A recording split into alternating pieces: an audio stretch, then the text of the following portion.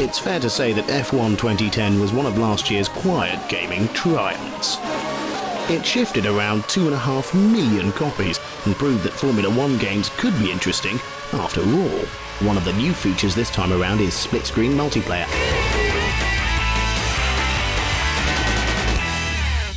Well, F1 2011 is upon us. We journeyed to the team's Birmingham studio, where we caught up with Paul Gilles and Stephen Hood, senior producer and chief game designer, also known as Pinky and Perky to the team.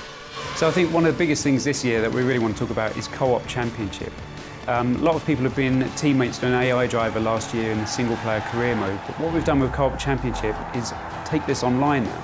So in multiplayer games, your teammate is now going to be your friend. This makes it far more personal when you look across the garage and you're comparing your stats. Has he out-qualified me? Have you out-raced him? Who's got more points? Who's going to be the team leader? It's far more personal now. You're not competing against a drone, you're competing against your friend. Of course, to make that work, we've had to increase the number of cars online, so now you get the full 24-car grids. In normal multiplayer races, that's 16 human players, and you can fill out the rest of the grid with AI cars. Instead of just chasing your friend online and you getting in the slipstream, now you've got these other tools to attack and defend. DRS being the rear wing, you can use this to get more speed down the straights. It stalls the rear wing so you get a higher top speed. You've also got KERS, which is pretty much a power boost. It's an 80 brake horsepower power boost that you can use for 7 seconds around the lap.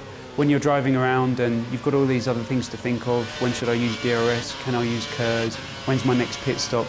The race engineer can now inform you of this in multiplayer games. The car ahead is running on the prime tyre. We have an advantage here. Put a lot of focus into the on-screen display as well to just carry on the theme there that Steve was talking about. You've now got this strategy window that you can bring up and it tells you how many laps of fuel you've got up or down on your race finish. It tells you if you were to make a pit stop now, where would you come out? So there's much more direct feedback coming straight from the game, straight to you. The safety car has been deployed. Safety car deployed. And of course, one of the big additions this year, the safety car. You might be on the perfect strategy, ready for your race win, ready for your podium position, and then all of a sudden an accident out on track forces the safety car out. Do you dive into the pits? Do you stay out and keep track position? All of these things you need to make split-second decisions on. It's only available in races of 20% or greater race length. It stays out for a handful of laps and then goes, and of course all the fields are condensed again, and you've got it all to do again.